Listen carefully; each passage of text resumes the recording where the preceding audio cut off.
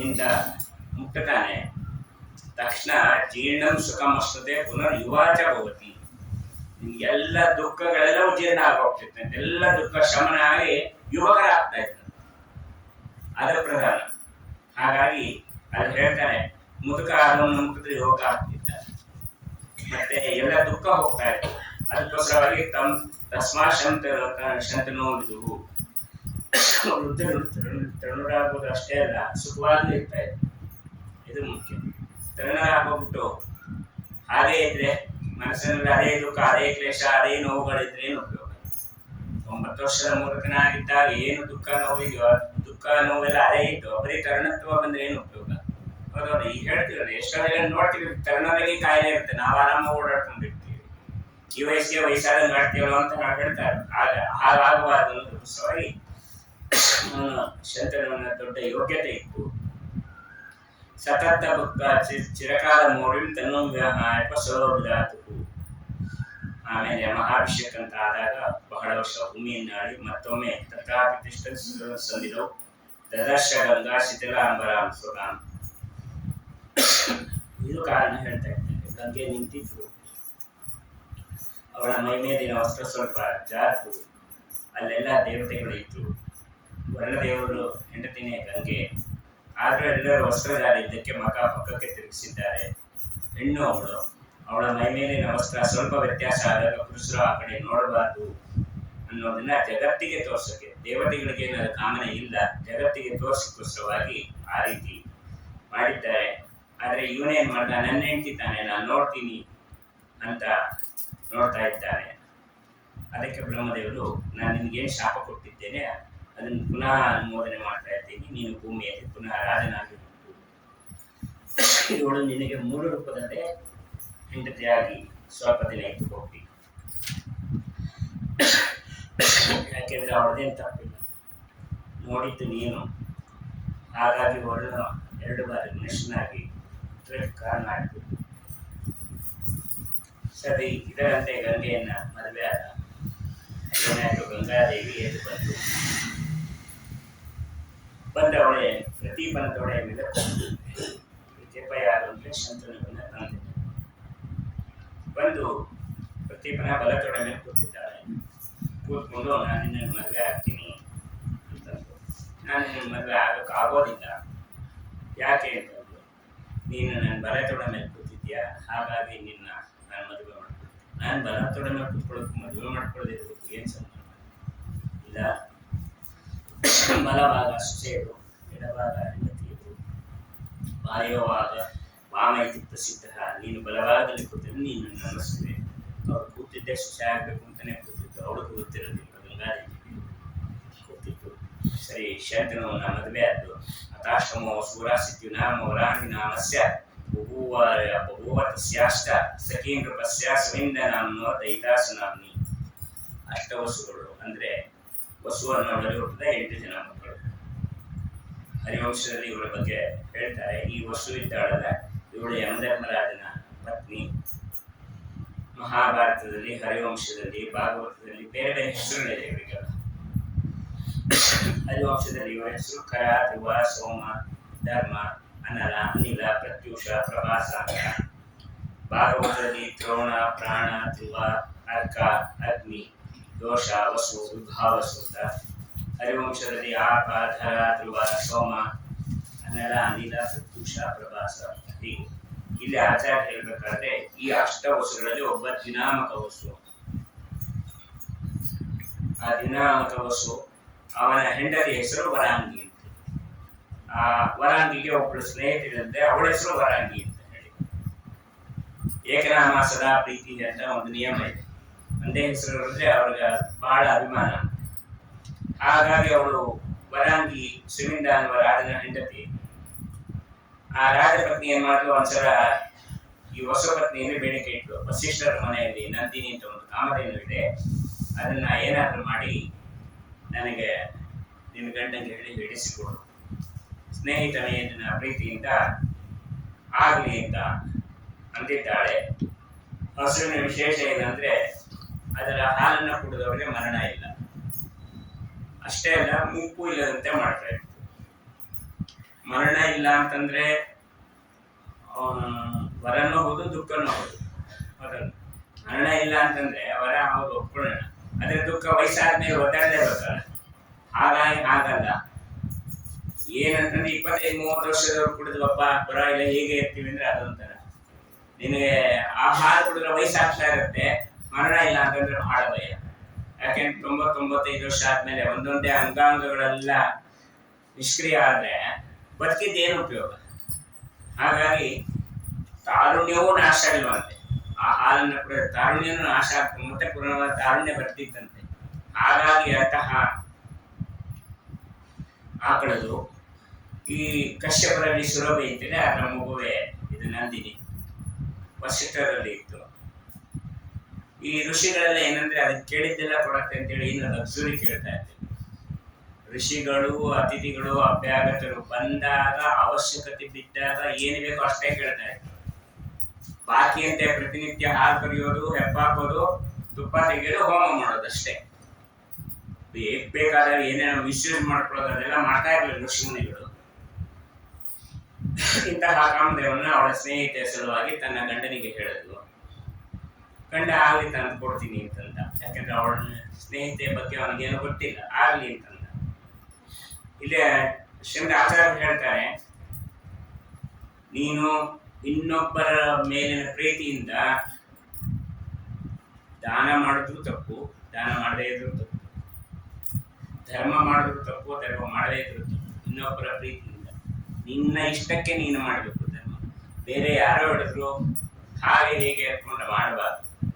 ಯಾಕೆಂದ್ರೆ ಉಮಾಮಹೇಶ್ವರ ಸಂವಾದದಲ್ಲಿ ಹೇಳ್ತಾರೆ, ಪಾರ್ವತಿ ದೇವಿ ಕೇಳಿದ್ರೆ ಕೆಲವರು ಬೇಕಾದಷ್ಟು ಇದ್ರು ಮನೆ ಊಟ ಅಂತಂದ್ರೆ ಸೇರೋದಿಲ್ಲ ಯಾಕೆ ಅಂತ. ಅವರು ಮನೆ ತುಂಬಾ ಸಾಮಗ್ರಿಗಳನ್ನ ಕೊಟ್ಟ ದೇವರು, ಆದ್ರೆ ಆ ದಾನ ಮಾಡಿದ್ದು ಸಂತೋಷದಿಂದ ಅವ್ರು ಮಾಡಿರೋದಿಲ್ಲ. ಗಂಡನ ಹೆಂಡತಿಯ ಒಬ್ಬರ ಮೇಲೆ ಒಬ್ಬರು ಪ್ರೀತಿಯಿಂದ ನೀ ದಾನ ಕೊಡದವ್ರೆ ಮನೆ ಬಿಟ್ಟು ಹೋಗ್ತೀನಿ ಅಂತ ಹೆಂಡತಿ ಹೇಳಿದ್ಲು ಅಂತ ಏನೋ ಮಾಡಿ ನೀ ಏನ್ ಮನೆ ಬಿಟ್ಟು ಹೋಗ್ಬೇಡ, ನೀ ಹೇಳಿ ದಾನ ಕೊಡ್ತೀನಿ ಅಂತ ಅವಳಿಗೋಸ್ಕರ ನೀವು ದಾನ ಮಾಡಿದ್ದ ಅಂದ್ರೆ ದೇವ್ರು ಬೇಕಾದ ಕೊಡ್ತಾನೆ. ಅದ್ರ ಉಪಯೋಗಿಸಕ್ಕೆ ಹೋಗ ಕೊಡೋದಿಲ್ಲ. ಬೇರೆಯವ್ರ ಮನೆ ಊಟಕ್ಕೆ ಹೋಗ್ಬೇಕು, ಮನೆ ದವಸ ದಾನ ಎಲ್ಲ ತುಂಬಿದ್ರೆ ಏನು ಮಾಡ್ಲಿಕ್ಕೆ ಆಗೋದಿಲ್ಲ. ಹಾಗಾಗಿ ದಾನ ಮಾಡ್ಬೇಕಾದ್ರೆ ಭಗವಂತ ಪ್ರೀತನಾಗ್ಲಿ ಅಂತ ಹೇಳಿ ಮಾಡಬೇಕು, ನನ್ನ ವಂಶ ಉದ್ಧಾರ ಆಗ್ಲಿ ಅಂತ ಹೇಳಿ ದಾನವನ್ನು ಮಾಡಬೇಕು. ಇನ್ನ ಭಗವಂತ ಏನ್ ಮಾಡ್ತಾನೆ, ನೀ ಏನ ಆ ರೀತಿಯಲ್ಲಿ ಏನಾದ್ರು ದಾನವನ್ನ ಮಾಡಿದ್ರೆ ಅದು ನಿನಗೆ ಉಪಯೋಗಕ್ಕೆ ಬೀಳದೆ, ಎಲ್ಲ ಕೊಡ್ತೀನಿ ಆದ್ರೆ ನಿನಗೆ ಉಪಯೋಗಕ್ಕೆ ಬೀಳದೆ ಇರೋ ರೀತಿಯಲ್ಲಿ ಮಾಡ್ತೀನಿ. ಅವರೆಲ್ಲ ಎಷ್ಟೋ ಜನ ಮಂದಿ ಆಗಿರುತ್ತೆ ಈಗಾಗಲೇ. ವಯಸ್ಸನ್ನು ಒದ್ದಾಡಿ ಸಂಪಾದನೆ ಮಾಡಿ ಎಲ್ಲ ಮಾಡಿರ್ತಾರೆ, ಹೊಸ ಕಾರ್ ತಂದು ನಿಲ್ಲಿಸ್ತಾರೆ, ಎಲ್ಲೂ ಹೋಗ್ಲಿಕ್ಕೆ ಆಗೋದಿಲ್ಲ, ಬರೀ ಧೂಳು ಕೂತಿರ್ಬೇಕು. ಯಾಕಂದ್ರೆ ನೀನು ಅವಾಗ ದುಃಖ ಪಟ್ಕೊಂಡು ಯಾರಿಗೋಸ್ಕರ ಕೊಟ್ಟಿ, ನಾನು ನೀ ಕೊಟ್ಟಿದ್ರೆ ಕೊಟ್ಟು ಕೊಟ್ಟಿದ್ದೀನಿ, ನಂದೇನಿಲ್ಲ, ಉಪಯೋಗಿಸೋದು ಬಿಡೋದು ನನ್ನ ಕೈಲಿರುತ್ತೆ. ಆ ರೀತಿಯಲ್ಲಿ ಮಾಡ್ತಾನೆ. ಈ ಹೆಂಡತಿಯ ಸಲುವಾಗಿ ವಸಿಷ್ಠರ ಗೋವನ್ನ ಎಳ್ಕೊಂಡು ಬರಬೇಕು ಅಂತ ಅವನೇನ್ ಮಾಡ್ದ, ತಯ್ಯ ದಿನಾಮ ಸವಸ ಪ್ರಚೋದಿತೋ ಪ್ರಾರ್ಥ ಸ್ನೇಹ ಸಪ್ತವಿರನ್ಮತೋ ಪರೈಹಿ. ಒಬ್ಬನೇ ಹೋಗ್ಲಿಲ್ಲ, ಇನ್ನ 7 ಜನ ಕರ್ಕೊಂಡವ್ರು.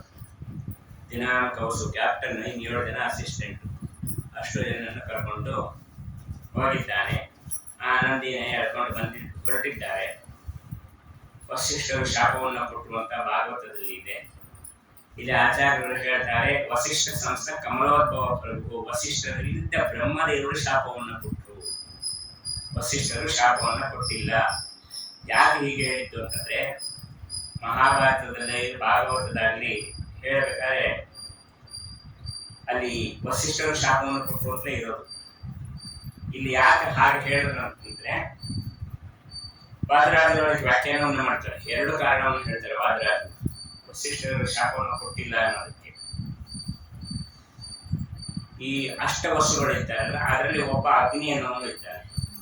ಈ ಅಗ್ನಿ ಅನ್ನೋನು 15ನೇ ಕಕ್ಷೆಯಲ್ಲಿ ಬರ್ತಾನೆ, ವಸಿಷ್ಠರು 16ನೇ ಕಕ್ಷೆಯಲ್ಲಿ ಬರ್ತಾರೆ. ಹಾಗಾಗಿ 16ನೇ ಕಕ್ಷೆಯಲ್ಲಿ ಇರುವ 15ನೇ ಕಕ್ಷೆಯವರೆಗೆ ಶಾಪ ಕೊಡ್ಲಿಕ್ಕೆ ಬರೋದಿಲ್ಲ.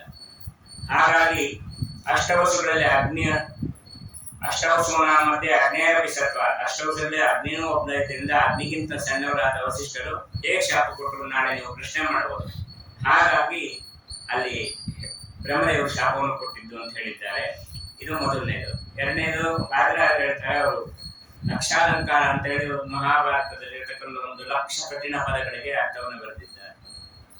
ಅದರಲ್ಲಿ ಹೇಳಬೇಕಾದ್ರೆ ಇದೇ ಸಂದರ್ಭಕ್ಕೆ ಹೇಳ್ತಾರೆ ಅಸ್ವಯಂಕೃತೆಯ ಬುದ್ಧಿಯ, ಸ್ವಯಂಕೃತವಲ್ಲದ ಬುದ್ಧಿಯಿಂದ ಶಾಪ ಕೊಟ್ಟರು. ಹಾಗೆ ಹೇಳಿದ್ರೆ ಎಲ್ರಿಗೂ ಅರ್ಥ ಆಗೋದಿಲ್ಲ. ಸ್ವಯಂಕೃತ ಬುದ್ಧಿ ಅಂತಂದ್ರೆ ಒಪ್ಕೊಳ್ಬೋದು. ಅಸ್ವಯಂಕೃತ ಬುದ್ಧಿ ಅಂದ್ರೆ ಹೇಗೆ? ನೀವು ಶಾಪ ಕೊಡೋಕ್ಕಾಗ್ಲಿ ಹೊರ ಕೊಡೋಕ್ಕಾಗ್ಲಿ ಸ್ವಯಂ ಬುದ್ಧಿ ಇರ್ಬೇಕಲ್ವಾ? ಹಾಗಾಗಿ ಅಲ್ಲಿ ಹೇಳ್ತಾ ಇದ್ದಾರೆ ಬ್ರಹ್ಮಾವೇಶವರೇನ ಯುಕ್ತ, ಬ್ರಹ್ಮದೇವರು ತಮ್ಮ ಹೃದಯದಲ್ಲಿ ಕೂತ ಬ್ರಹ್ಮದೇವರ ಆದೇಶದಿಂದ ಅವರು ಉಂಟು ಮಾಡಿದ ಬುದ್ಧಿಯಿಂದ ಅಂತ ವಾದರಾದರು ಹೇಳ್ತಾರೆ. ಮತ್ತೆ ತಿರ್ಗಾ ವಾದರಾದ್ರೆ ಇನ್ನೊಂದು ಪ್ರಶ್ನೆ ಏನ್ ಹಾಕ್ತಾರೆ, ವಸಿಷ್ಠರು ಶಾಪ ಕೊಟ್ಟರು ಅಂತ ಎತ್ಕೊಳ್ಳಿ, ಬ್ರಹ್ಮದೇವರು ಬೇಡ, ಯಾರು ಬೇಡ, ವಸಿಷ್ಠರೇ ಶಾಪವನ್ನು ಕೊಟ್ಟರು ಅಂತ ನೀವೇನಾರು ಅಂದ್ರಿ ಅಂದ್ರೆ ಅದು ಶಕ್ಯವೇ ಇಲ್ಲ. ಯಾಕೆ ಅಂತಂದ್ರೆ ವಸಿಷ್ಠರಿಗೆ ಕೋಪನೇ ಬರೋದಿಲ್ಲ. ಯಾಕೆಂದ್ರೆ ವಿಶ್ವಾಮಿತ್ರ ಋಷಿಗಳವರ 100 ಮಂದಿ ಮಕ್ಕಳನ್ನ ನಾಶವನ್ನ ಮಾಡಿದ್ರು, ಸಾಯುವಂತೆ ಮಾಡಿದರು, ಒಂದೇ ಒಂದು ಶಾಪವನ್ನು ಕೊಡ್ಲಿಲ್ಲ, ಚೂರು ದುಃಖ ಪಡ್ಲಿಲ್ಲ, ಏನು ಮಾಡ್ಲಿಲ್ಲ, ಸುಮ್ಮನೆ ಇದ್ರು. ಅಂತಂದ್ರೆ ಒಂದು ನಂದಿನಿಯನ್ನು ಕರ್ಕೊಂಡು ಅವ್ರ್ಯಾಕೆ ಶಾಪ ಕೊಡ್ತಾರೆ? ಹೌದಲ್ಲ? ಈಗ ಏನಾಗುತ್ತೆ ಅಂತಂದ್ರೆ ಇಲ್ಲಿ ಹೇಳ್ತಾರೆ ವಸಿಷ್ಠ ಶತಪುತ್ರೇ ದೇವಿ ಕೋಪಾಭಾವೇನ ಶಾಪ ಆಯೋಗಸ್ಯ ಬಾಲತೆ ಏವ ವಿಸುತ. ಈಗ ವಸಿಷ್ಠರಿಗೆ ಕೋಪ ಬರೋದಿಲ್ಲ ಅಂತ ಮೊದಲನೇ ಪಾಠದಲ್ಲಿ ಹೇಳ್ಬಿಟ್ಟು 5-6 ಪಾಠ ಆದ್ಮೇಲೆ 7ನೇ ಪಾಠದಲ್ಲಿ ವಸಿಷ್ಠರಿಗೆ ತುಂಬಾ ಕೋಪ ಅಂತಂದ್ರೆ ಮಕ್ಕಳ ಗತಿ ಏನು? ಹೌದಲ್ಲ? ಮೊದಲು ಕೋಪನೇ ಇಲ್ಲ ಅಂದ್ಬಿಟ್ಟು ಆಮೇಲೆ ಸಿಕ್ಕಾಪಟ್ಟೆ ಕೋಪ ಅಂದ್ಬಿಟ್ರೆ ಅದಕ್ಕೆ ಇಲ್ಲಿ ಹೇಳ್ತಾ ಇರ್ತಾರೆ ಯಾವ್ದನ್ನು ತಿಳ್ಕೊಬೇಕು ಅಂದ್ರೆ ವಸಿಷ್ಠರಿಗೆ ಕೋಪ ಇಲ್ಲವೇ ಇಲ್ಲ. ಯಾಕೆಂದ್ರೆ ಅವರು ಅದು ನಮ್ಗೆ ಮಾಡೋದು ವಸಿಷ್ಠರು ಏನೇ ಅದ್ರ ಕೋಪ ಮಾಡ್ಕೋಬಾರ್ದು ಅನ್ನೋದು ತೋರ್ಸೋದಕ್ಕೆ ಅವರು ಆ ರೀತಿಯಲ್ಲಿ ಇದ್ದದ್ದು. ಪಾದರಾಜರಲ್ಲಿ ವಸಿಷ್ಠರ ಕೋಪ ಇಲ್ಲ, ವಸಿಷ್ಠರ ಬ್ರಹ್ಮದೇವರೇ ಶಾಪವನ್ನು ಕೊಟ್ಟು ನಿಜವಾಗಿ ನಾವು ತಾತ್ವಿಕ ಸಂದೇಶವನ್ನು ತಿಳ್ಕೊಳ್ಳೋದು. ದೊಡ್ಡವರಿಗೆ ನಾವು ದ್ರೋಹವನ್ನು ಮಾಡಿದಾಗ ಅವ್ರು ಶಾಪ ಕೊಡೋದೇ ಬೇಡ. ಅವರಲ್ಲಿರ್ತಕ್ಕಂಥ ಭಗವಂತನೇ ಶಾಪ ಕೊಡ್ತಾನೆ. ನಾವು ಏನಾದ್ರೂ ಆಗ್ಲಿ ಅಂದ್ರೂ ಬಿಟ್ಬಿಟ್ರೆ ನಾವು ನಮ್ಗೇನಿಲ್ಲ, ಆದ್ರೆ ಒಳಗಿರತಕ್ಕಂಥ ಭಗವಂತನಿಗೆ ಕೋಪ ಬರುತ್ತೆ. ಅವನೇ ನೀನು ನಾಶ ಅಂತೇಳಿ ಶಾಪವನ್ನು ಕೊಡ್ತಾನೆ. ಅವರಲ್ಲಿ ದೇವರು ಅವನಿಗೆ ಶಿಕ್ಷೆಯನ್ನ ಕೊಟ್ಟರೂ ಸಹ ಈ ನವಮ ಸ್ಕಂದ ಭಾಗವತದಲ್ಲಿ ಬರುತ್ತೆ. ಕಪಿಲನ ಆಶ್ರಮದಲ್ಲಿ ಸಕಲನ ಮಕ್ಕಳು ಹೋಗಿ ಆ ಕುದುರೆಯನ್ನು ತಗೊಂಡು ಬರೋದಕ್ಕೆ ದೇವರನ್ನ ಬಾಯಿಗೆ ಬಂದಂಗೆ ಬೈದ್ರು. ಆದ್ರೆ ದೇವರು ಏನೂ ಮಾಡ್ಲಿಲ್ಲ, ಸುಮ್ಮನೆ ಇದ್ದ. ಅವನು ಕೋಪ ಇಲ್ಲ, ರೋಷ ಇಲ್ಲ. ಅದೇ ಭಾಗವತದ ಹೇಳಿದ್ದಾರೆ ಭಗವಂತ ಕಣ್ಣು ಕೆಂಪಗಾಯ್ತು, ಎಲ್ಲ ಸುಟ್ಟು ಹೋದ್ರು ಅಂತೆಲ್ಲ ಹೇಳಿದ್ದಾರೆ. ನಿಮಗೆ ನೆಪಕ್ಕೆ ಹೇಳಿರೋದು ಅಷ್ಟೇ. ಹರಿಯನ್ನ ನಿಂದನೆ ಮಾಡಿದ ಕೂಡಲೇ ಸುಟ್ಟು ಭಸ್ಮ ಆಗೋದೇ ಕೆಲಸ, ಬೇರೆ ಏನು ಕೆಲಸವೇ ಇಲ್ಲ. ಹಾಗಾಗಿ ಆಗಿದ್ದೆ ಅಷ್ಟೇ ಹೊರತು ಭಗವಂತನಿಗೆ ಏನು ಕೋಪ ಬರ್ತದೆ? ಅವನು ತಣ್ಣಗಿದ್ದ ಭಗವಂತ, ಅವನು ರೋಷ ಇಲ್ಲ, ಕೋಪ ಇಲ್ಲ, ಏನೂ ಇಲ್ಲ. ಹಾಗೆ ವರವನ್ನು ನಾವು ಕೇಳಬೇಕಾಗಿಲ್ಲ. ಹಿರಿಯರ ಸೇವೆಯನ್ನ ಮಾಡಿದಾಗ ನೀನು ಚೆನ್ನಾಗಿ ಸೇವೆಯನ್ನು ಮಾಡಿದ್ಯಪ್ಪ, ನಿನ್ನ ಸೇವೆ ನನಗೆ ಬಹಳ ತೃಪ್ತಿ ಆಯ್ತು ಅಂತ ಹೇಳ್ಬಿಟ್ರು ಅಂದ್ರೆ ನಮ್ಮ ಮನಸ್ಸಿನಲ್ಲಿ ಏನೇನು ಆಸೆ ಆಕಾಂಕ್ಷೆಗಳಿತ್ತು ಎಲ್ಲವೂ ನೆರವೇರುತ್ತೆ ಭಗವಂತ ಮಾಡ್ತಾನೆ. ಹಾಗಾಗಿ ಕೆಲವರು ಹೇಳ್ತಾರೆ ಇಲ್ಲ ನಾವೇನು ಆಚಾರನ ಬೈಕೋತೀವಿ, ಆದ್ರೆ ಮನೇಲಿ ಬೈತೀವಿ, ಎದುರಿಗೆಲ್ಲೂ ಬೈಯೋದಿಲ್ಲ. ಅವ್ರು ಬಂದ ಅವ್ರು ನಮಸ್ಕಾರ ಮಾಡ್ತೀವಿ, ಎಲ್ಲವನ್ನ ಮಾಡ್ತೀವಿ. ಅದಕ್ಕೆ ಭಗವಂತ ಹೇಳ್ತಾನೆ ನೀನು ಯಾರಿಗೆ ಬೈದ್ಯ ಅವ್ರು ಕೇಳಿಸ್ಕೊಡೋದು ಬೇಕಾಗಿಲ್ಲ, ಅವ್ರು ಶಾಪ ಕೊಡೋದು ಬೇಡ, ಅಥವಾ ನೀ ಬೈದಿ ಅಂತ ಅವ್ರು ತಾಪ ಪಡೋದು ಬೇಡ, ಅಯ್ಯೋ ಬೈದ್ಬಿಟ್ರು ಅಂತೇಳಿ. ಎಲ್ಲ ಭಗವಂತ ಕೇಳಿಸ್ಕೊಂಡು ನಿನಗೆ ಅವನೇ ಶಿಕ್ಷೆಯನ್ನು ಕೊಡ್ತಾನೆ. ಹಾಗಾಗಿ ಮಾನಸಿಕವಾಗಿ ಯಾರನ್ನು ಬೈಬಾರದು ಅನ್ನೋದನ್ನ ಹೇಳ್ತಾ ಇದ್ದಾರೆ. ಭಗವಂತ ಭಕ್ತರ ಮುಂದೆ ಮಾಡಿದಾಗ ಯಾಸ್ತಾಂಬೇತಿ ಸದಾಂಬೇತಿ ಯಾಸ್ತಾಂ ನೃತಚಾನು ಹಾಗೆ ಅನ್ನೋದಕ್ಕೆ ದೇವರು ವಿದುರನ ಮನೆಗೆ ಹೋಗಿದ್ದು. ಅದೇ ಮಹಾಭಾರತದಲ್ಲಿ ದುರ್ಯೋಧನ ಕೃಷ್ಣನಿಗೆ ಬೇಕಾದ ವ್ಯವಸ್ಥೆಯನ್ನು ಮಾಡಿದ್ದ. ಸಂಧಾನಕ್ಕೆ ಬರ್ತಾನೆ ಅಂತ ಗೊತ್ತಿತ್ತು. ದುರ್ಯೋಧನ ಏನ್ ಅನ್ಕೊಂಡ ಅಂದ್ರೆ ಲಂಚ ಕೊಟ್ಟು ಕೃಷ್ಣ ನನ್ನ ಕಡೆ ಹೇಳ್ಕೊಂಡ್ಬಿಡೋಣ, ಆಗ ಯುದ್ಧ ಇಲ್ಲದಂಗಾಗುತ್ತೆ. ಯಾಕೆಂದ್ರೆ ಕೃಷ್ಣ ನನ್ನ ಪರವಾಗಿ ಬಂದ ಅಂತಂದ್ರೆ ಪಾಂಡವರು ಯುದ್ಧ ಮಾಡಿದ್ರು ಸೋತೋಗ್ತಾರೆ, ಇಲ್ಲ ಕೃಷ್ಣನ ವಿರುದ್ಧ ಯುದ್ಧ ಮಾಡೋದಿಲ್ಲ ಅಂತೇಳಿ ಯುದ್ಧ ಬಿಟ್ಟು ಬಿಡ್ತಾರೆ ಅಂತ ಹೇಳಿ ಅವನು ಏನಾದ್ರು ಮಾಡಿ ಕೃಷ್ಣನ ತನ್ನ ಕಡೆ ಕರ್ಕೊಳ್ಬೇಕು ಅಂತ. ಕೃಷ್ಣನಿಗೆ ಏನಿಷ್ಟ? ದಾನ ಧರ್ಮ ಇಷ್ಟ, ಎಲ್ಲದಕ್ಕಿಂತ ಭೋಜನ ಬಹಳ ಇಷ್ಟ ಅವನಿಗೆ ಕೃಷ್ಣನಿಗೆ. ಮನುಷ್ಯನ ದೌರ್ಬಲ್ಯವೂ ಹೌದು. ಯಾವ್ದಾದ್ರು ಮನೆಗೆ ಹೋದ್ರೆ ಹೊಟ್ಟೆ ತುಂಬಾ ಊಟ ಹಾಕ್ಬಿಟ್ಟು ನೀವು ಬಂದಿದ್ದು ಬಹಳ ಸಂತೋಷ, ನಿಮ್ಮಿಂದ ಸಣ್ಣ ಕೆಲಸ ಆಗ್ಬೇಕು, ಏನಾಗ್ಬೇಕು ಹೇಳಿ ಅಂತ ಹೇಳಿ ಮಾಡ್ಕೊಟ್ಟು ಬರ್ತಾನೆ. ಊಟ ಹಾಕದೆ ಕೇಳಿದ್ರೆ ನಿನ್ ಮನೇಲಿ ನಾನ್ಯಾಕೆ ಮಾಡ್ಬೇಕು ಅಂತ. ಇದು ನಾವು ಅನ್ನದ ದಾಸರಾಗ್ಬಿಡ್ತೀವಿ. ಹಾಗಾಗಿ ಮನುಷ್ಯನ ದೌರ್ಬಲ್ಯವನ್ನ ಭಗವಂತನಿಗೆ ಹೋಲಿಸಬಾರ್ದು ಅನ್ನೋದಕ್ಕೆ ತೋರಿಸ್ತಾ ಇದ್ದಾರೆ. ಅವನು ಕೃಷ್ಣನಿಗೆ ಹೇಳ್ದ, ಕೃಷ್ಣ ನಮ್ಮ ಮನೇಲಿ ಊಟಕ್ಕೆ ಬಾ ಅಂತ. ಇಲ್ಲ ನಾನು ಬರೋದಿಲ್ಲ. ಅವತ್ತು ದುರ್ಯೋಧನ ಕೇಳ್ತಾನೆ, ನಿಂಗೆ ಏನ್ ಬೇಕು? ಮಡಿ ಬೇಕು, ಮೈಲಿಗೆ ಬೇಕಾ, ವ್ರತದ ಬೇಕಾ, ಅನವ್ರತದ ಬೇಕಾ? ಮಡಿದೆ ಮೈಲಿಗೆ ಅಂತ ಬಿಡಿಸ್ಲಾ, ಮೈಲಿಗೆನೇ ಮಡಿ ಅಂತ ಬಿಡಿಸ್ಲಾ, ಅನವ್ರತ ವ್ರತ ಎಲ್ಲ ಸೇರಿಸಿ ಬೆರೆಸಿ ಬಿಡಿಸ್ಲಾ, ಏನು ಬೇಕು ಅಂತ. ಏನೇನು ಬೇಕಾಗಿಲ್ಲ ನನಗೆ. ಯಾಕೆ ಅಂತಂದ, ಇನ್ನೊಬ್ಬರ ಮನೆಯಲ್ಲಿ ಊಟವನ್ನ ಮಾಡಬೇಕಾದ್ರೆ ಎರಡು ಕಾರಣ. ಸಂಪ್ರೀತಿ ಭೋಜನನ್ನಾನೆ ಅಸತ್ಭೋಜ್ಯ ನಿವಪ್ಪನಃ ನಚ ಸಂಪ್ರೀಯತೆ ರಾಜನ್ ನಯ ಆಪತ್ಕತಾಂಬಯಂ. ಒಂದು ಆಧಾರ ಇರಬೇಕು, ಇಲ್ಲ ಅನಿವಾರ್ಯತೆ ಇರಬೇಕು. ಒಂದು ನನ್ನಲ್ಲಿ ಇಲ್ಲ, ಒಂದು ನಿನ್ನಲ್ಲಿ ಇಲ್ಲ ಅಂತ. ಏನು ಅಂತ ನಿನ್ನಲ್ಲಿ ಆಧಾರ ಇಲ್ಲ, ನನ್ನಲ್ಲಿ ಅನಿವಾರ್ಯತೆ ಇಲ್ಲ. ನಿನ್ನ ಮೇಲೆ ಅನಿವಾರ್ಯತೆ ನನಗಿಲ್ಲ, ಹಾಗಾಗಿ ಬೇಡ. ನಾನು ಭಾರಿ ಆಧಾರ ಮಾಡ್ತೀನಿ ಅಂತ. ನಿನ್ಗಿಂತ ನಿನ್ನ ಏನು ಅಂತ ನನಗೆ ಚೆನ್ನಾಗಿ ಗೊತ್ತು ಅಂದ ಕೃಷ್ಣ. ಹೌದಲ್ಲ? ಸರಿ ಆಯ್ತು, ಆದ್ರೂ ಹೇಳ್ಬಿಟ್ಟೆ ಮುಗಿಸ್ಬೇಕಲ್ಲ ಕೃಷ್ಣ. ಆಮೇಲೆ ಮನಸ್ಸಲ್ಲೇ ಅನ್ಕೊಳ್ಬಾರ್ದು ಅಂತೇಳಿ. ಆಯ್ತು, ನಿನ್ಗೆ ಆಧಾರ ಇದೆ ಅಂದ್ಯಲ್ಲಪ್ಪ, ನಾ ಏನ್ ಹೇಳೋದಿಲ್ಲ, ಒಂದೇ ಅಂತ ಹೇಳ್ತೀನಿ. ಪಾಂಡವರು ರಾಜ ಕೊಡ್ತೀವಿ, ಎದ್ದು ಹೋಗು ಅಂತಂದ. ಇದೇ ನಿನ್ನ ಆಧಾರ ನೋಡಿ. ಹೌದಲ್ಲ? ನೀನು ಆ ಪಾಂಡವರು ಕೊಟ್ಟಿದ್ರೆ ಚಾತುರ್ಮಾಸ ಇಲ್ಲೇ ಮಾಡ್ತೀನಿ ಅಂತ ಕೇಳಲಿಲ್ಲ. ಎದ್ದು ಹೋಗು ಅಂತ. ಸರಿ, ಇಷ್ಟೇ ಆದ್ರೆ ಪಾಂಡವ ಅಂತಿಷ್ಟೇ ರಾಜನ್ ಮಮ್ಮ ಪ್ರಾಣಾಯಿ ಪಾಂಡವ. ಪಾಂಡವರು ಅಂದ್ರೆ ನನ್ನ ಪ್ರಾಣ. ದೇವರ ಭಕ್ತರನ್ನು ಯಾರು ದ್ವೇಷವನ್ನು ಮಾಡ್ತಾರೆ, ದೇವರ ಅವ್ರನ್ನ ದ್ವೇಷ ಮಾಡ್ತಾನೆ.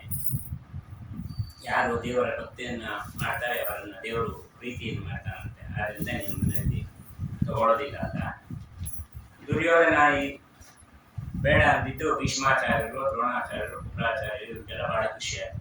ಮತ್ತೆ ಭಗವಂತ ಅಲ್ಲೆಲ್ಲೂ ತಗೊಳ್ಳಿಲ್ಲ, ನಮ್ಮನೆಲ್ಲ ಅದು ಸ್ವೀಕಾರ ಮಾಡಲಿ, ನಮ್ಮನೆಗಾದ್ರು ಬರ್ತಾನೆ ಕೃಷ್ಣ. ಸರಿ, ಭೀಷ್ಮಾಚಾರ್ಯರು ಕರೆದು ನಮ್ಮನೆಗೆ ಬಾ ಅಂತ. ನಾನು ನಿಮ್ಮನೆಗೂ ಬರೋದಿಲ್ಲ. ನೀ ಏನ್ ಹೇಳಿದೆ, ಪಾಂಡವರನ್ನ ಯಾರು ದ್ವೇಷ ಮಾಡ್ತಾರೋ ಅವ್ರ ಮನೆಗೂ. ನಾವು ಪಾಂಡವರು ಅಂದ್ರೆ ನಮ್ಗೆ ಬಹಳ ಪ್ರೀತಿ, ನಮ್ಮ ಬಹಳ ಭಕ್ತಿ ಇದೆ, ನಿನ್ನಲ್ಲೂ ಭಕ್ತಿ ಇದೆ ನಮಗೆ, ಬಾ ಅಂತಂದ. ಆದ್ರೆ ನೀವೆಲ್ಲ ಸೇರಿ ಒಂದು ತಪ್ಪು ಮಾಡಿದ್ರಲ್ಲ, ಅದಕ್ಕೋಸ್ಕರ ಬರೋದಿಲ್ಲ. ಏನು ನನ್ನ ಪ್ರೀತಿಯ ಭಕ್ತಳಾದಂತ ದ್ರೌಪದಿ ವಸ್ತ್ರಾಪರಣ ಕಾಲದಲ್ಲಿ ನೀವೆಲ್ಲ ಬಾಯಿ ಮುಚ್ಕೊಂಡು ಕೂತಿದ್ರಲ್ಲ, ಅದಕ್ಕೆ ನಾನು ಬರೋದಿಲ್ಲ. ನಾ ಎಲ್ಲೂ ಏನು ತಗೊಳ್ಳೋದಿಲ್ಲ. ಇಷ್ಟೆಲ್ಲ ಆದ್ಮೇಲೆ ಕೃಷ್ಣ ಸುಮ್ಮನೆ ಹೋಗಿದ್ರೆ ಯಾರಿಗೂ ಏನು ಬೇಜಾರಾಗ್ತಾ ಇರಲಿಲ್ಲ. ಕೃಷ್ಣ ಏನ್ ಮಾಡ್ದ, ಪಾಪ ದೂರದಲ್ಲೆಲ್ಲೋ ಗುಜರಾ ನಿಂತಿದ್ದ. ಅವನ ಕರೆದು ನಾನು ನಿಮ್ಮ ಮನೆಗೆ ಬರ್ತೀನಿ. ಅವನ ಕಲ್ಪನೆಯೂ ಇಲ್ಲ. ಸಣ್ಣ ಮನೆ ಅವನು. ಇವರೆಲ್ಲ ದೊಡ್ಡ ದೊಡ್ಡ ವಿಐಪಿಗಳು, ದೊಡ್ಡ ದೊಡ್ಡ ಅರಮನೆಯಲ್ಲಿ ಇದ್ದವ್ರು. ಇವ್ರದೇ ಆದ ಮನೆಗೆ ಹೋಗ್ತಾರೆ ಅನ್ಕೊಂಡು ದೂರದಲ್ಲಿ ಪಾಪ ಕೈ ಕೊಟ್ಕೊಂಡು ನಿಂತಿದ್ದ ಅವನು. ಗುಜರಾ ಬರ್ತೀನಿ ಅಂತಂದ. ಆಗ ಇವರೆಲ್ಲ ಅಂದ್ರು, ನೀವು ಅವನ ಮನೆಗೂ ಹೋಗ್ಬಾರ್ದು, ಅವನ ಮನೆಗೆ ಹೋಗ್ಬೇಕಾದ್ರೆ ನಮ್ಮ ಮನೆಗೂ ಬರ್ಬೇಕು ಅಂತ. ಇಲ್ಲ, ನಾನು ಬರೋದಿಲ್ಲ. ಯಾಕೆ ಅಂತಂದ. ಅವಾಗ ಹೇಳ್ದ, ಇವನು ಬಾಯಿ ಮಾತ್ರ ನಿಲ್ಸಕ್ ಆಯ್ತೋ ಇಲ್ವಾ, ವಸ್ತ್ರಾಭರಣ ಮಾಡಬೇಡ ಅಂತ ಆದ್ರೂ ಹೇಳ್ದ, ನೀವು ಅದನ್ನೂ ಹೇಳಲಿಲ್ಲ. ಹಾಗಾಗಿ ನಾನು ಹೋಗೋದಿಲ್ಲ. ಯಾಕಂದ್ರೆ ಇವನೇ 4 ಜನ ನಾನು ಕ್ಲಾಪ್ ಹಾಕ್ಲಿ ಅಂತೇನು ಹೇಳಲಿಲ್ಲ, ಕ್ಲಾಪ್ಸ್ ಮಾಡ್ಲಿ ಅಂತ ಅಥವಾ ಅದಕ್ಕೆ ಇದಕ್ಕೆ ಹೇಳಿಲ್ಲ. ಅಲ್ಲಿ ಯಾರು ಕೇಳಿಸ್ಕೊಂಡು ಇಲ್ಲ, ಯಾರಿಗೂ ಬೇಕಾಗಿರ್ಲಿ ರುದ್ರನ ಮಾತು. ಆದ್ರೂ ಕೃಷ್ಣ ಕೇಳಿಸ್ಕೊಂಡಿದ್ದ. ಅದಕ್ಕೋಸ್ಕರ ಅವ್ರ ಮನೆಗೆ ಹೋದ. ಅಂದ್ರೆ ಭಗವಂತ, ನೀವು ಎಲ್ಲೋ ಕೂತ್ಕೊಂಡು ಜೋರಾಗಿ ಗಂಟಾಘೋಷವಾಗಿ ಹೇಳೋದು ಬೇಡ. ಮಾನಸಿಕವಾಗಿ ನೀವು ಪ್ರಾರ್ಥನೆಯನ್ನು ಮಾಡಿದ್ರು, ಮಾನಸಿಕವಾಗಿ ಸ್ತೋತ್ರವನ್ನು ಮಾಡಿದ್ರು, ನಾನು ನಿಮ್ಗೆ ಅನುಗ್ರಹವನ್ನು ಮಾಡ್ತೀನಿ ಅನ್ನೋದನ್ನ ತಿಳಿಸಿದ್ದಾನೆ. ಇದೇ ಯಾದವಾರರು ತೃತೀಯ ಸ್ಕಂದ ಭಾಗವತದಲ್ಲಿ ಹೇಳ್ತಾರೆ. ಯಾಸ್ತೇಯಂ, ಆಸ್ತೇಯಂ ಅಂತಂದ್ರೆ ಕಳ್ಳತನ. ಕಳ್ಳತನ ಅಂದ್ರೆ ಏನು? ಯಾವುದೋ ಒಂದು ವಸ್ತು, ದೊಡ್ಡದಿರ್ಬೋದು ಚಿಕ್ಕದಿರ್ಬೋದು, ಆ ಮನೆ ಯಜಮಾನ ಉಪಯೋಗ ಬರುತ್ತೋ ಬರೋದಿಲ್ವೋ, ಆ ಮಾಲೀಕನಿಗೆ ತಿಳಿಸಿ ತಗೊಂಡು ಬಂದಿದ್ದಕ್ಕೆ ಕಳ್ಳತನ ಅಂತ ಹೇಳಿದ್ರು. ಕೆಲವರು ನಾವು ಕರೆಕ್ಷನ್ ಮಾಡ್ಕೊಂಡ್ಬಿಟ್ಟಿರ್ತೀವಿ. ಅದಕ್ಕೇನು ಪರವಾಗಿಲ್ಲ, ತೊಂದರೆ ಇಲ್ಲ, ಸಣ್ಣದೇನು, ಅವ್ರಿಗೇನು ಗೊತ್ತಾಗೋದಿಲ್ಲ, ಅದೇನು ಕಳ್ಳತನ ಬೇಕಾದಷ್ಟಿದೆ ಅವ್ರ ಮಂದಿ ಅಂತೆಲ್ಲ ನಾವು ಕರೆಕ್ಷನ್ ಮಾಡ್ಕೊಂಡಿದ್ದೆ. ಅದೆಲ್ಲ ಈಗ ಮಠಕ್ಕೆ ಹೋಗ್ತೀವಿ, ಗೋಪಿಚಂದ್ರ ಇರುತ್ತೆ. ಮಠಕ್ಕೇನು ಗೋಪಿಚಂದ್ರಕ್ಕೆ ಅದು ಇದ್ದಿರೋರು ಗೊತ್ತಿರೋದಿಲ್ಲ ಮಠದವ್ರಿಗೆ. ಆದ್ರೆ ಗೋಪಿಚಂದ್ರ ಎತ್ಕೊಂಡ್ ಬಂದ್ಬಿಟ್ರೆ ಹಾಗೆಲ್ಲ ತರಬಾರ್ದು. ಒಂದು ತರಬೇ ಹುಲ್ಲನ್ನು ಸಹ ತರಬೇಡ್ರಿ ಅಂತ ಹೇಳ್ತಾರೆ. ಅದೆಲ್ಲ ಕಳ್ಳತನ ಆಗುತ್ತೆ. ಸ್ವಾಮಿ ಆಗ್ರಹಣ, ಆ ಮಾಲೀಕ ಅಂತ ಯಾರಿರ್ತಾನೆ ಅವನಿಗೆ ತಿಳಿಸಿಯೇ ತಗೊಂಡು ಹೋಗ್ಬೇಕು. ಹೇಳಿದೆ ಒಂದು ಸಣ್ಣ ತರಬೇ ತುಂಬಿ ತಗೊಂಡು ಬಂದು ಅದು ಕಳ್ಳತನ ಅಂತ ಆಗುತ್ತೆ. ಇನ್ನ ಅದಕ್ಕಿಂತ ಹೆಚ್ಚಿಂದು ಅಂತಂದ್ರೆ, ಏನೋ ಯಾರ ಮನೆಗೆ ಬಂದಿರ್ತೀವಿ, ನೀವು ಹಂಗೆ ಹೋಗ್ತಾ ಬಿಸಾಡ್ಬಿಟ್ರಿ ಅಂತ ಏನೋ ಒಂದು ಕವರ್ ಕೊಡ್ತಾರೆ. ಆ ಕವರ್ ನಾವು ಸುಮ್ಮನೆ ತೆಗೆದು ನೋಡ್ತೀವಿ, ಅದರೊಳಗೆ ನಮಗೆ ಬೇಕಾದ್ದೇನೋ ಇರುತ್ತೆ. ಹೇಗಾದ್ರು ಬಿಸಾಕ ಕೊಟ್ಟಿರಲ್ಲ ಅಂತ ತಗೊಂಡೋದ್ರು ಅದು ಕಳ್ತಾನಂತೆ. ಅವ್ನಿಗೆ ಹೋಗಿ ಹೇಳ್ಬೇಕಂತೆ ತಿರ್ಗ, ನೀವು ಬಿಸಾಕ ಕೊಟ್ಟಿದ್ರಲ್ಲ, ಇದ್ರೊಳಗೆ ನನಗೆ ಬೇಕಾದ ಒಂದು ವಸ್ತು ಇದೆ, ನಾನು ತಗೊಳ್ತೀನಿ ಅಂತ ಹೇಳ್ಬಿಟ್ಟು ಬಿಸಾಕ್ಬೇಕಂತೆ ಉಳಿದದ್ದನ್ನ. ಇಲ್ಲಾಂದ್ರೆ ಅದು ಕಳ್ತಾನ ಅಂತ ಹೇಳ್ತಾರೆ. ಈ ರೀತಿ ನಾವೇನ್ ಮಾಡ್ತಾ ಇದ್ದೀವಿ ಇವತ್ತು. ಹಾಗಾಗಿ ಪ್ರತಿಯೊಂದು ಮಾಲೀಕರ ಅಪ್ಪಣೆಯಿಂದಲೇ ತೆಗೆದುಕೊಂಡ್ರೆ ಎಲ್ಲವೂ ಕಳ್ತನ ಅಂತ. ಹೀಗೆ ಭಗವಂತ, ಅಥವಾ ನಾವು ಯಾರ ಮನೆಯಲ್ಲ ಹೋಗಿರ್ತೀವಿ, ನಾವು ಬೇಕಾದ್ದು ಅವ್ರಿಗೆ ಯಾರು ಸಪೋರ್ಟ್ ಇಲ್ಲ, ಯಾರು ಸಹಾಯಕ್ಕೆ ಬರೋರಿಲ್ಲ, ಹೋಗಿ ಬಲ ಪ್ರಯೋಗ ಮಾಡಿ ಕಿತ್ತುಕೊಂಡು ಬಂದಾಗ ಏನಾಗುತ್ತೆ, ಕಿತ್ತುಕೊಂಡವ್ರಿಗೆ ಸ್ವಲ್ಪ ದಿವಸ ಸಂತೋಷ, ತಗೊಂಡವ್ರು ಒದ್ದಾಡ್ತಿರ್ತಾರೆ ಪಾಪ, ಕಳ್ಕೊಂಡವರು ಬಹಳ ಒದ್ದಾಡ್ತಾ ಇರ್ತಾರೆ. ಆದರೆ ಈ ಕಿತ್ಕೊಂಡು ಹೋದ್ರಲ್ಲ ಅವ್ರಿಗೆ ಲಾಂಗ್ ರನ್ನಲ್ಲಿ ಏನಾಗತ್ತೆ ಅಂತಂದ್ರೆ ಇಡೀ ವಂಶವೇ ಒದ್ದಾಡ್ತಾರೆ. ಯಾಕೋ ನಮ್ಮ ವಂಶದಲ್ಲಿ ಯಾರಿಗೂ ಏನು ಏಳಿಗೆ ಆಗ್ತಾ ಇಲ್ಲ, ಯಾವತ್ತೋ ಯಾರಿಗೋ ಹೊಡೆದು ಕಿತ್ಕೊಂಡ್ಬಂದಿರ್ತೀವಿ. ಅದಕ್ಕೋಸ್ಕರವಾಗಿ ಅದನ್ನೆಲ್ಲ ಮಾಡಬೇಡಿ ಅಂತ ಹೇಳ್ತಾ ಇದ್ದಾರೆ. ಇಲ್ಲಿ ವಸಿಷ್ಠರು ಶಾಪ ಕೊಟ್ಟಿಲ್ಲ. ವಸಿಷ್ಠರ ಒಳಗಿದ್ದ ಬ್ರಹ್ಮದೇವರು ಶಾಪ ಕೊಡ್ಲಿಕ್ಕೆ ಏನು ಕಾರಣ ಅಂದ್ರೆ, ವಸಿಷ್ಠರಿಗೆ ಯಜ್ಞ, ಯಾಗ, ಅತಿಥಿ ಸತ್ಕಾರಕ್ಕಾಗಿ ನಾವು ಕೊಟ್ಟ ಗೋವು ಅದನ್ನ ಕಿತ್ಕೊಂಡ್ರೆ ಮಹಾ ಅನರ್ಥ ಇದೆ. ಹಾಗಾಗಿ ವರ್ಷದ ಬ್ರಹ್ಮದೇವರು ಶಾಪ ಕೊಡ್ಲಿಕ್ಕೆ ಕಾರಣ. ಅಷ್ಟವರ್ಷಗಳಲ್ಲಿ ಅಗ್ನಿಯನ್ನು ಅವನು ತಾರತಮ್ಯದಲ್ಲಿ ವರ್ಷದಿಂದ ದೊಡ್ಡವನು, ಅವನಿಗೆ ವಸಿಷ್ಠರು ಶಾಪ ಕೊಡ್ಲಿಕ್ಕೆ ಆಗ್ತಾ ಇರಲಿಲ್ಲ. ಆದ್ರಿಂದ ಬ್ರಹ್ಮದೇವರು ಶಾಪವನ್ನು ಕೊಟ್ಟರು. ಇನ್ನೊಂದು, ವಸಿಷ್ಠರಿಗೆ ಕೋಪ ಇದ್ದ. ಕೋಪವಿಲ್ಲದ ವಸಿಷ್ಠರು ಕೋಪ ಬಂತು ಹೇಗೆ? ಕೋಪ ಇಲ್ಲದಿದ್ದವರಿಗೆ ಕೋಪ ಬರೋದೇ ಇಲ್ಲ. ಹಾಗಂటే ಅವ್ರ ಕೋಪ ಬರಲ್ಲ ರೀ. ಅವ್ರ ಕೋಪ ಬಂತು ಅಂದ್ರೆ ಕೋಪ ಇದೆ ಅಂತ ಅರ್ಥ, ಕೋಪ ಇಲ್ಲ ಅಂತ ಅರ್ಥ. ಕೋಪ ಬಂತು ಅಂದ್ರೆ ಹಿಡಿಯಕ್ಕಾಗಲ್ಲ ಅಂತ. ಅದೇ ಯಾವಾಗಲೂ ಕೋಪನೇ ಬರಬಾರ್ದು, ಆ ರೀತಿಯಲ್ಲಿ ಇರಬೇಕು. ಅನಂತರ ಆ ಆಕಳನ್ನ ಕದ್ಕೊಂಡು ಹೋಗ್ಬಿಟ್ಟು ಬಂದವರಿಗೆ ಗೊತ್ತಾಯ್ತು ವಸಿಷ್ಠರ ಸಹವಾಸ ಬೇಡ ಅಂತೇಳಿ ಆ ಗೋವನ್ನ ಅಲ್ಲೇ ಬಿಟ್ಟಿದ್ದಾರೆ. ಆದರೂ ಅಪಹಾರ ಮಾಡ್ಲಿಕ್ಕೆ ಬಂದಿದ್ದಕ್ಕೆ ಶಾಪ. ಮಾನಸಿಂ ಯೋನಿಮೃತಂ ಯತ್ಕೃತೆ ಅಧರ್ಮವೃತ್ತಾಃ ಪ್ರತಿಯಾತ ಸರ್ವ ಏವ. ನೀವೆಲ್ಲರೂ ನರಕಕ್ಕೆ ಹೋಗಿರಿ. ನರಕ ಅಂದ್ರೆ ಪುನಃ ಭೂಲೋಕದಲ್ಲಿ ಹುಟ್ಟೋರೆ ಅವ್ರಿಗೆಲ್ಲ. ನರಕ ಶಿಕ್ಷೆಯನ್ನು ಕೊಟ್ಟಿದ್ದಾರೆ, ಭೂಮಿಯಲ್ಲಿ ಮನುಷ್ಯನಾಗಿ ಹುಟ್ಟಿ ಅಂತ. ಧರ್ಮಾಚ್ಯುತ ಸಾತಾಷ್ಟಾಯಾಮ್ ಕೃತಂ ಅನ್ನೇ ಪುನಃ ಕ್ಷಿಪ್ರಮುಖವಿರುತ್ತೆ. ನೀವೆಲ್ಲರೂ ಹುಟ್ಟಿ ಅದರಲ್ಲಿ ನೀವು 7 ಜನ ಬೇಗ ವಾಪಸ್ ಬಂದ್ಬಿಟ್ರೆ, ದಿನಾಮಕೋಸ ಏನಿದ್ದಾರೆ ಅವನು ನೀವು 8 ಜನರ ದುಃಖವನ್ನ, ಅಂದ್ರೆ ಗರ್ಭವಾಸದ ದುಃಖ ಮತ್ತು ಮರಣದ ದುಃಖ, ಎಲ್ಲ ದುಃಖವನ್ನ ಅವನು ಅನುಭವಿಸಿ ಬರಲಿ ಅಂತ. ಗೋಪಾಲ ಹೇಳಿದ್ದಾರೆ, ಸತಿಯಿಂದ ದಿನಾಮಕವಸು ಏನಾದ ಕಡೆಗೆ ಅಂತೇಳಿ, ಏನ ಬೇಡಲಿ ನಿನ್ನ ಬಳಿಗೆ ಬಂದು. ಹಾಗೆ ಆ ದಿನಾಮಕೋಸ ಹೆಂಡತಿ ಯೋಗ್ಯರಾದ್ರೆ ಪರವಾಗಿಲ್ಲ, ಇಲ್ಲ ಅಂತಂದ್ರೆ ನಮಗೆ ಎಟಕದೇ ಇರೋದನ್ನ ಕೇಳಿದ್ರೆ, ಅಥವಾ ಎಲ್ಲೋ ಹೋದಾಗ ಬಂದಾಗ ಆಚಾರದ ಪದಾರ್ಥಗಳು ಕತ್ಕೊಂಡು ಹೋಗ್ರಿ ಏನ್ ಇರ್ತೀವಿ. ಹೌದು, ಅದಕ್ಕೆ ಅದು ಏನಾಗುತ್ತೆ ಅಂದ್ರೆ, ಏನಾದ್ರು ತಗೊಂಡ್ರೆ ಅವ್ರಿಗೇನು ಲಾಸ್ ಇರೋದಿಲ್ಲ. ಬಟ್ ನಮ್ಗೆ ತಕ್ಷಣದಲ್ಲಿ 48 ದಿವಸಗಳ ಕಾಯಿಲೆ ಬರುತ್ತೆ, ರೋಗ ರುಜಿನಗಳು ಒಂದು ಒದ್ದಾಡ್ತೀವಂತೆ. ಪ್ರಚೋದಯ ಮಾಸಾಚ ಕುಮಾರಗೆ ಪತಿಂಸ ಸಾಚೇತಿ ನರೇಶೇಷು. ಇದೆಲ್ಲ ಪ್ರಚೋದನೆ ಮಾಡಿದ್ಯಲ್ಲ, ನಿನ್ನ ಹೆಂಡತಿ ಅವಳು ಅಂಬ ಅಂತ ಅವತಾರವನ್ನು ಮಾಡಲಿ, ಅಭರ್ತೃತ, ಅವಳಿಗೆ ನಿನಗೂ ಆ ಜನ್ಮದಲ್ಲಿ ಮದುವೆ ಆಗೋದು ಬೇಡ. ಎಷ್ಟೆಷ್ಟು ಸಮಸ್ಯೆ ಆಗುತ್ತೆ ನೋಡ್ರಿ. ಒಂದು ಜ್ಞಾನಿಗಳ ದೊಡ್ಡವರ ಸೊತ್ತನ್ನು ಕಿತ್ಕೊಳ್ಳಿಕ್ಕೆ ಹೋದ್ರೆ, ಅಭದ್ರಕ ಪುಂಸ್ವಾಂ ಸಮಾಶ್ರಯೇಣ ಪತ್ಯೋರ್ಮುಖಃ ಕಾರಣತ್ವಂ ರಜಿತ ಪುಂಸ ಸಮಾಶ್ರಯ. ಆಮೇಲೆ ಅವಳೆ ಅಂಬೆನೆ ಗಂಡಾಗಿ ಹುಟ್ಟಿ ನಿನ್ನ ಪತಿಯ ಮರಣಕ್ಕೂ ಕಾರಣ ಆಗು. ಎಷ್ಟು ದೊಡ್ಡ ಶಿಕ್ಷೆ! ಅಂಬೆಯಾಗಿ ಹುಟ್ಟಿ ಆದಿಮಕೋಶನ ಮರಣಕ್ಕೂ ಕಾರಣ ಮಾಡಿದ ಸಣ್ಣ ಅನರ್ಥಕ್ಕೆ ಇಷ್ಟೆಲ್ಲ ಕಾರಣ ಆಗುತ್ತೆ. ಹಾಗಾಗಿ ಭವತ್ಯಸೋ ಬ್ರಹ್ಮಚರ್ಯೇ ಕನಿಷ್ಠ ಮಹಾನ್ ನಿರೋಧಶ್ಚ. ಆ ದಿನಾಮಕವಸು ನಿಷ್ಠೆಯುಳ್ಳ ಬ್ರಹ್ಮಚಾರಿ ಆಗಲಿ, ಅವನಿಗೂ ಅವನ ಹೆಂಡತಿಗೂ ಮಹಾ ವಿರೋಧ ಆಗಲಿ. 8 ಗರ್ಭವಾಸದ ದುಃಖ, ಇದು ಮಾತ್ರ ಬಹಳ ಕಷ್ಟ. ಒಂದು ಗರ್ಭವಾಸ ದುಃಖವೇ ನಮಗೆ ತಡಿಲಿಕ್ಕಾಗೋದಿಲ್ಲ. ಇನ್ನು 8 ಜನರ ಗರ್ಭವಾಸಕ್ಕೂ ಒಬ್ಬನೇ ಅನುಭವಿಸ್ಬೇಕು ಅಂದ್ರೆ ಪಡಲಿ, ತುಂಬಾ ತುಂಬಾ ಕಷ್ಟ. ಏನು ಭಗವಂತನ ವ್ಯಾಪಾರ, ನಿನಗೆ ಇವತ್ತು ಕೊಟ್ಟಿದ್ದೀನಿ ಅಂತ ಬೀಗಬೇಡ. ನೀನು ಏನಾದ್ರು ಕೊಟ್ಟಿದ್ದನ್ನ ಬಳಸಬೇಕಾದ್ರೂ ನನ್ನ ಇಚ್ಛೆ ಇರಬೇಕು ಅಂತ ಕೃಷ್ಣ ಪರಮಾತ್ಮ ಹೇಳ್ತಾ.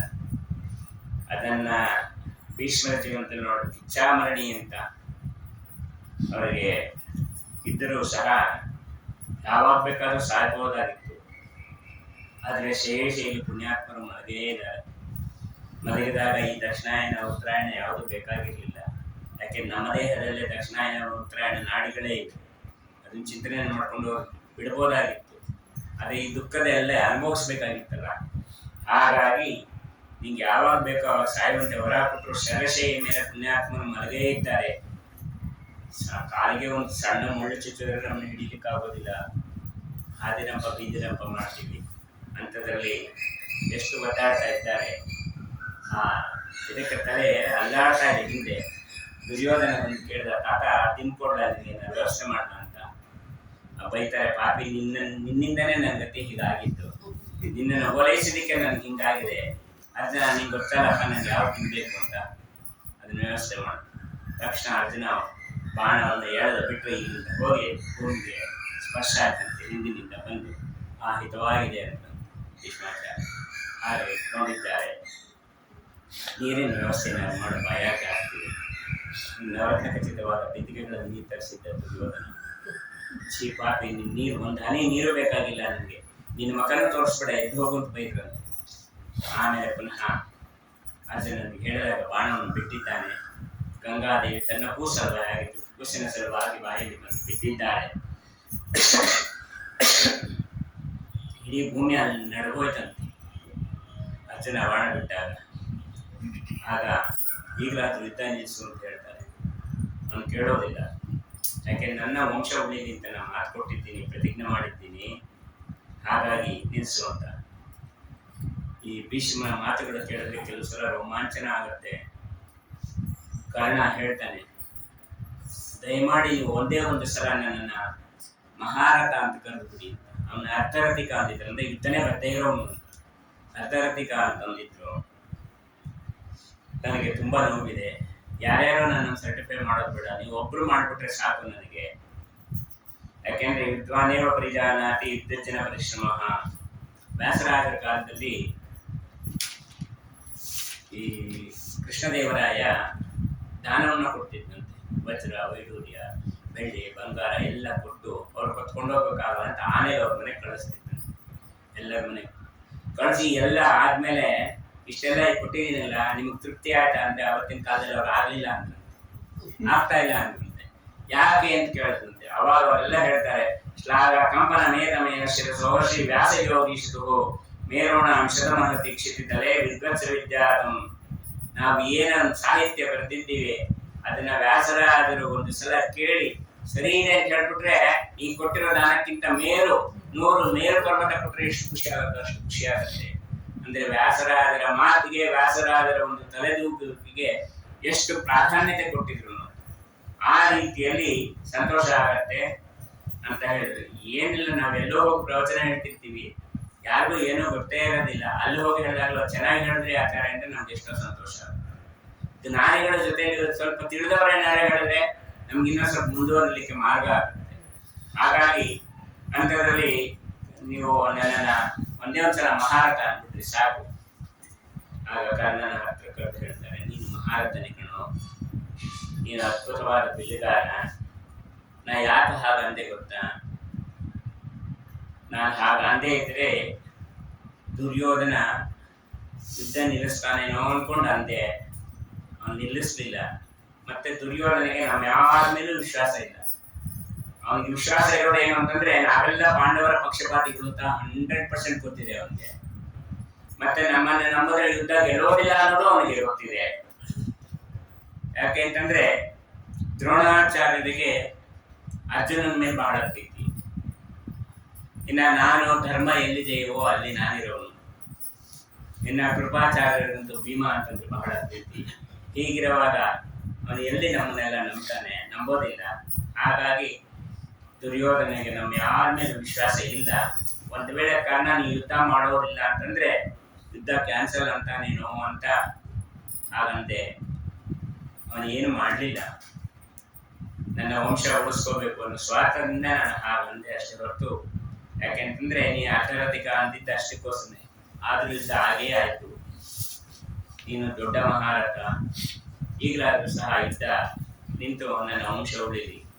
ನಾನು ಅವತ್ತು ಪ್ರತಿಜ್ಞೆ ಮಾಡಿಬಿಟ್ಟಿರ್ತೀನಿ, ಬೇಕಾದಾಗಲಿ ಕುರುವಂಶ